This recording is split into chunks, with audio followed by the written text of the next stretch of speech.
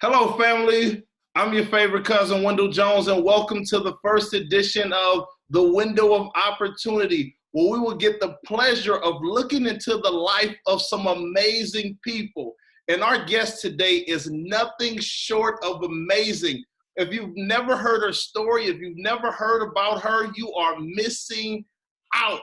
I'm telling you, every time I've heard her speak, if you go watch her Instagram or Facebook lives, you will be blown away with the information that she shares. Help me celebrate Shenae Johnson Allen. Woo! Hey, Wendell, how are you? And hello, everybody out there in the window of opportunities. I appreciate the opportunity here to share with you today. I'm so grateful for Wendell and all of his witty inventions. So I look forward to our conversation. I am Shenae Johnson Allen. For those who don't know me, I am an entrepreneur. If you don't know her, you are losing. You are losing out if you do not know who she is. Shenae, tell them if they've never heard of you before, who is Shenae Johnson Allen? I hope you stay here and listen to what she has to say and get to know who she is, because she is someone to be reckoned with. Who is Shenae Johnson Allen? Well, Shenae Johnson Allen is a wife. I am a mother of 5, grandmother of 10. I am an entrepreneur. I am an ordained clergy. I am an all-around sister, girlfriend, forever for the underdog, helper to small businesses. As an entrepreneur, I run my own firm, which is called the Allen Project. And at the Allen Project, I'm known as the procurement professor, which really originates from my background in education. I've worked with Los Angeles Unified School District, LA County Office of Education. I'm a certified vocational career teacher, and I have over 15 years experience doing that. I transitioned into grant writing and then into the arena of procurement, which is basically helping small business owners and nonprofits find methods, means, and revenue with government contracts. So that's what I do at the Allen Project. If you don't know me, I love to have fun. I'm innovative, I'm creative, I love people. Wendell and I met through Toastmasters, which is a very interesting story, because he came looking for me and I wound up looking for him. So it's been a great journey. It's been a great journey. So check me out on Instagram, Facebook, LinkedIn, all under Shenae Johnson Allen. Find us on the web at theallenproject.com. And I love to connect with you. So let's talk. All right, let's get it. Let's get right into it. I know that was a lot for everyone, but we're going to break it all down to little bites and pieces so everyone can chew on it and digest it. This is going to be an amazing conversation. You said that you are a wife and an entrepreneur. Yes. And I know most people have a family and they're trying to start a business. How do you balance all of that you have on your plate? Actually, because I'm trained in time management, so I utilize those skills as far as balancing work, family, personal, ministry. I use time management in every aspect of my life, which sometimes can annoy people. Yep. Like literally, I have a schedule for every day, what time I wake up, how long it takes me to prepare my coffee. I time manage out how long I'm going to do dinner, if I'm going to the store, how long I'm going to be at the store, because it helps me make sure that I'm not spending too much time in my office and away from my family or away from the kids, that I also have time with my husband. He's currently on a different time zone. So it's a bit of an adjustment factor. When he's up, I'm asleep. So I wake up a lot earlier so that we can connect. But I think it's really important that we don't do too much of one thing. You know, everything into the business and then the family is neglected, the marriage is neglected, or all the things that you prayed and asked God to give you, now that those blessings are pouring out, that you don't have time now for God or where your heart or your commitment should be. So I try to make sure that I'm not just a business person, I'm not just a wife, but that I'm also mommy and nanny, because that's what my grandbabies call me, nanny. And I'm also still a sister friend and also still supportive to my home church and community activities, and also for myself, that I take that time to develop me and to make sure that I'm well balanced. Okay, so I hear how you are very big and time management is very important to you. So what if someone was trying to do this, but they don't know where to start when it comes to working on their time management? What advice would you have for them when it comes to trying to develop a routine or develop a strategy for they can become better with time management? Well, I'm actually working on a time management guide right now. Okay. And that time management guide is going to be a workbook that I'm developing. And it's a 3-step guide to helping you get it done. Okay. And that 3-step guide to helping you get it done, the first thing is to communicate. So you communicate, you organize, and you delegate. Yeah. Say it again, you communicate, you organize, and you delegate. So the first part, when you communicate, go ahead. No, that's real good. I like that. Go over that one more time for the people who missed it, who just getting on. Can you go over that for them one more time? All right. So in the guide, it's a 3-step guide to help you get it done. Time management. And your time matters. So the first step is to communicate. Second step is to organize. And the third step is to delegate. Let me say it again. 1, communicate. 2, organize. 3, delegate. When you communicate, it's having clear, established understandings and boundaries for every person, that they respect your time and you respect theirs. Okay. So if you're trying to get things done in your ministry, your marriage, your family, your business, the first thing is respecting time of others and them respecting your time. Yep. What does that look like? That looks like you showing up on time and prepared. Yep. And that also looks like if they schedule a meeting for 1 o'clock, then at 1 o'clock, the meeting should start. We're not waiting at 1:20, 1:30 on other people to show up, other people to come, other people to log on. No, because that's disrespectful of time. Yep. When you clearly communicate what you are expecting from others, and they have a mutual understanding of what they're expecting from you, it helps you get it done. Yes. The second step is to organize. And when I say organize, meaning I plan out the night before what I'm wearing the next day. That cuts down on all those wardrobe faux pas and issues and delays and running late. I institute with my children and myself, there's a place for everything, everything in its place. So that means my keys go in the same place every time without fail. Because you can spend valuable time searching for keys. You're stressed out. You're I know, I've done that on many occasions. And here's the thing, you're frantic. And now your mind is not focused on what it should be focused on, which is really killing it for that day, which is your presentation, which is your client meeting, which is whatever it is you're trying to get done. And it's all been thrown off behind a set of keys. But if you follow the principle, a place for everything and everything in its place, then you don't have that issue, you don't have that concern. And organizing what you're wearing, what you're doing.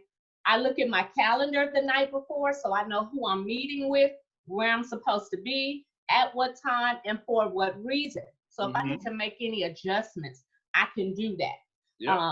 I organize from the time I get up until what my close of the day is, even down to emails. I'm no longer even checking emails just because they come through.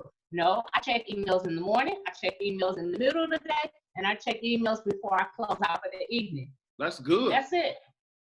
Right? And then the last thing would be that delegate. Okay. I had to learn the hard way that I'm not Superwoman. All right. My name starts with the S, but I did not need an S on my chest. Yeah, because I was trying to do it all, be it all to everybody all the time. And what I really wound up being was nothing to myself. Okay. That's good.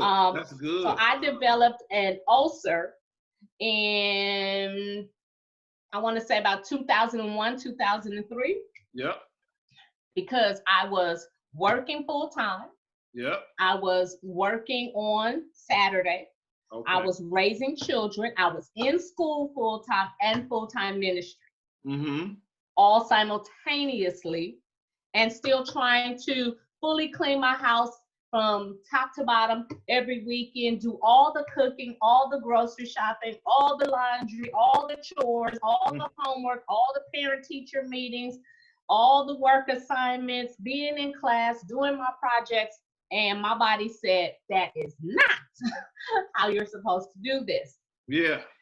So I learned the key word for me was delegate. Delegate. Okay, that's a good word. Right? Which means that we work better as a team. I instituted that with my kids. I'm not going to pick up after you anymore. You messed that up. You took that toy out. You dropped that peanut butter jelly on the floor. You're going to pick it up.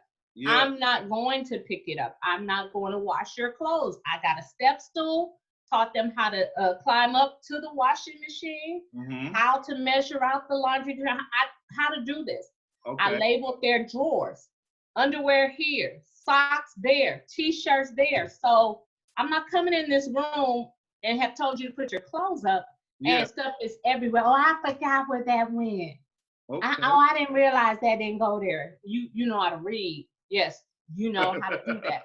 You're right. And then I started doing that with every aspect of my life, delegating. Instead of saying, oh, I'm going to call you, I'd be like, call me. That puts the ball in their court. You're right. Right.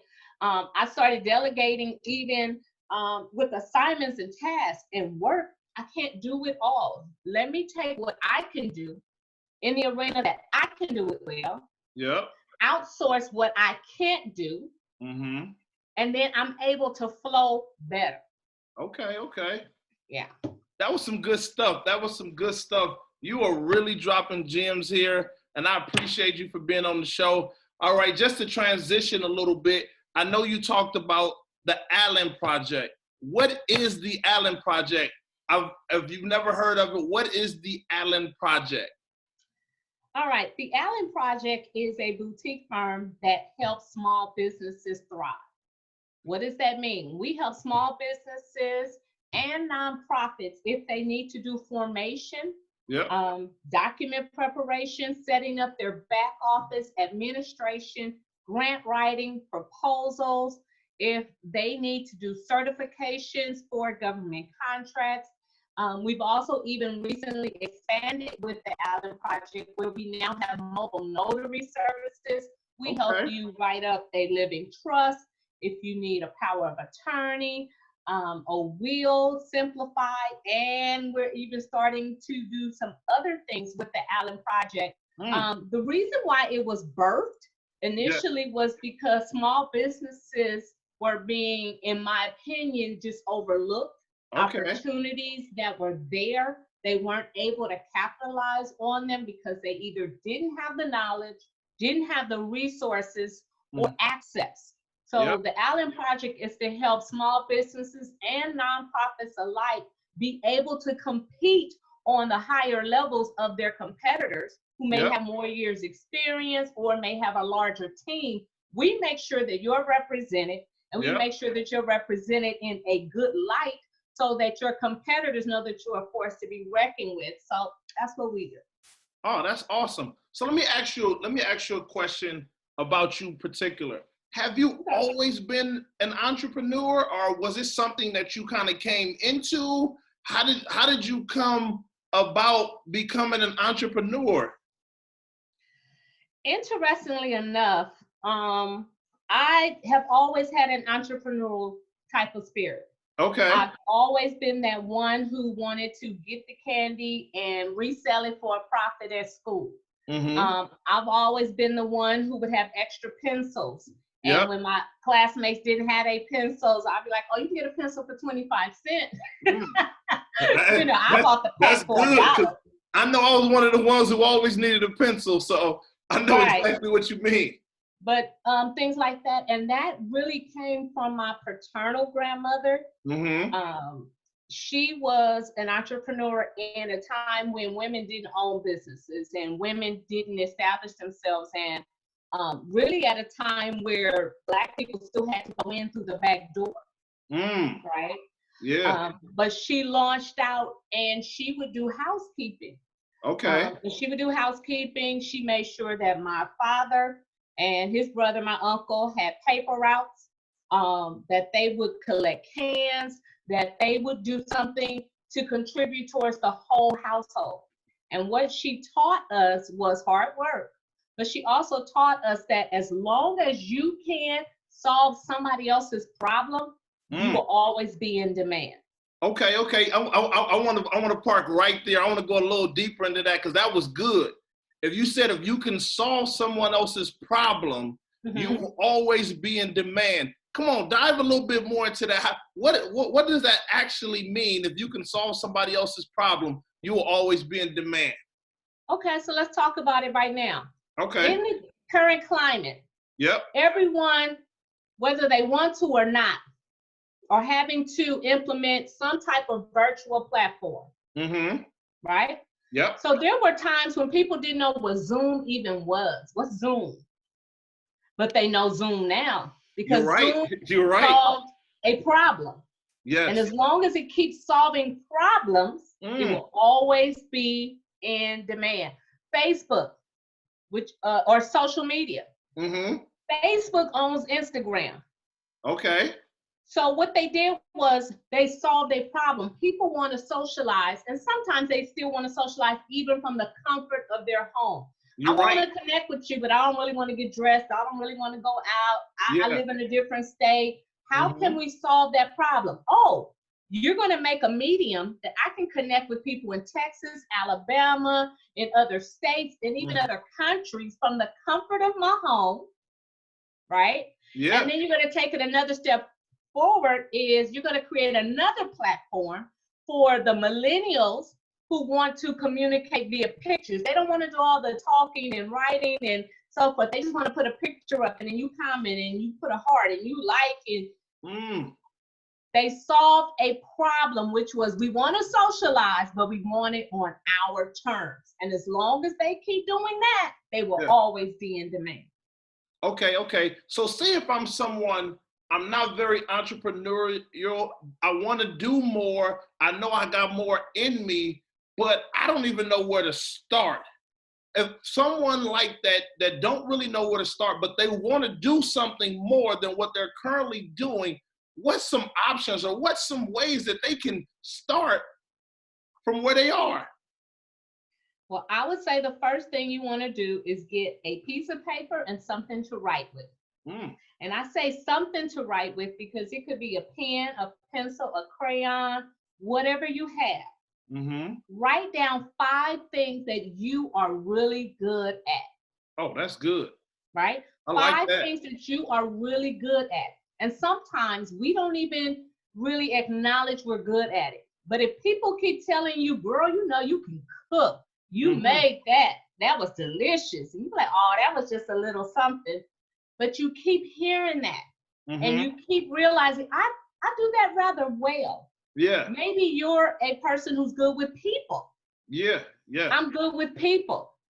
And so write down those 5 things, and just 5 to start, that you are really good at whatever those 5 may be. I used to work with LA Unified, and we did what was called an assessment with our students. Okay. We did the assessment because oftentimes students would come in and they would say, oh, I want to go to college for nursing. Yeah. Okay, why do you want to go to college for nursing? They make a lot of money. Okay, but you don't like people. That's going to be a prerequisite. That's a good one. You're right. You don't like people. Or I want to be a nurse. You don't like blood. You can't even stand the sight of blood. You're passing out if you see a needle. That probably is not going to be the profession that you would thrive at. Okay. And so what is it that you're good at? Now let's align that with your strengths. Okay. Okay. So there are some people who are really good at reading and Mm-hmm. understanding. They are maybe they're a read and write type of learner. Yep. Other learners learn by auditory. They hear it and they got it. That's me. I could hear something a few times and boom, it's locked in. I got it. You got it, right? And Yep. I'm the opposite. I need to hear it Yep. and I need to write that, which is why I still do notes. I Yeah. may type, but I'm still doing notes because as I'm writing it, Okay. it's now retaining in my mind, and I can call that back verbatim what you said and remember the highlights because I wrote the notes. Okay. Other people are more kinesthetic, where they need to touch and do. You know, some people say, I learn by doing. Yep. So you're finding what your strengths are. When I first started out in entrepreneur as an adult, Yep. it was doing party decorations. Mm-hmm. Why? Because my mother had me do all the parties for Yep. her friends, herself, and our family is huge. So we always had a celebration of another. You're right. For the church, youth department, etc. Okay. And so I started out doing the decorations. Then I expanded into doing balloon designs. Mm-hmm. Took a class in doing balloon designs, and I was doing that very well. But let me tell you what I learned. People don't want to do their own party decoration, but oftentimes they don't want to pay you either. They want it to be elaborate and gorgeous. Yeah. But then when it comes time to pay you, they want it to be minimal, late, slow, and bouncing all over the place. Yeah. It didn't work for me in that way. I understand. So, bills got to get paid. I understand. Yeah, bills have got to get paid. And so I still enjoy decorating. I still like doing the balloons, but I do it for fun. I do it, you know, for my own events. Okay. I do it because I like to have things a certain way. Yeah. But if you are that person who says, I don't know what I'm supposed to be or what I'm supposed to do or where my niche is, I would say to you, write those 5 things down that you do and understand you don't have to be locked into any one thing. Yeah, yeah. Right? Okay. I know that I'm good at administrating. Yep. Always have been. I know that I'm good at writing, but that doesn't mean that's all I do. She writes. Yeah. And that's not hashtag on social media. You can find it. She writes. Yep. She speaks. She inspires. Then I added on to that. She cooks. She wins. Yeah. If I have to do some other turkey wing dinners. Yeah. Right. To make this month's bills, that's what I'm going to do. Whatever I can put my hand to. And like I told you, I'm an ordained clergy. And so the Bible tells me whatever you put your hand to, do it with your whole heart. And when you do it with your whole heart, you will always be prosperous. I like that. I like that. I want to dive a little deeper into the fact that you say that you are a clergy. And these crushing times right now where everyone and everything that they turn on to, they talk about pandemic, and everyone seems to be frightened and scared. What would you tell someone to encourage them and motivate them at a time like what we're living in right now? I often reference scriptures of the Old Testament. Okay. And in this particular scripture, God is telling them, be not afraid. Even when you go out into the deep waters, He's telling the children of Israel, I will be with you. Okay. Be not afraid. I referenced this other scripture when he was talking to Moses, and Moses was saying about how he was incapable. He had a speech impediment. He was not qualified. He was hated. He wasn't even raised amongst his people. He was, quote unquote, raised in the Egyptians. So he was an outsider anyway. Okay. And God told him, he says, don't look at the people's faces. Do not worry about what you're going to say. When the moment comes, I will give you the words to speak. So what I tell people, one is be careful of what you allow to penetrate your ear gates and your eye gates. Okay. Okay.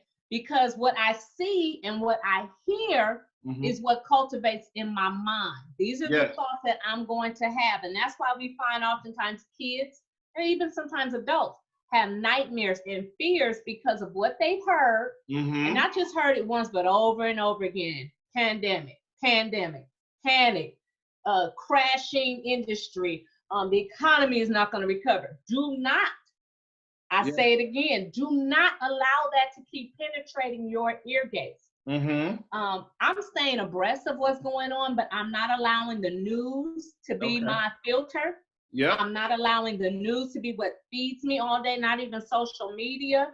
If I have individuals who are on my social media and they're constantly being a negative Nancy, Yeah. I have to detach. It does not mean I'm ignoring Mm-hmm. or that I'm not acknowledging, because there's a Okay. difference. But what I'm not doing is allowing it to affect me. I am the atmosphere shifter. I come in and shift the atmosphere. I come in where there's disarray and I bring order.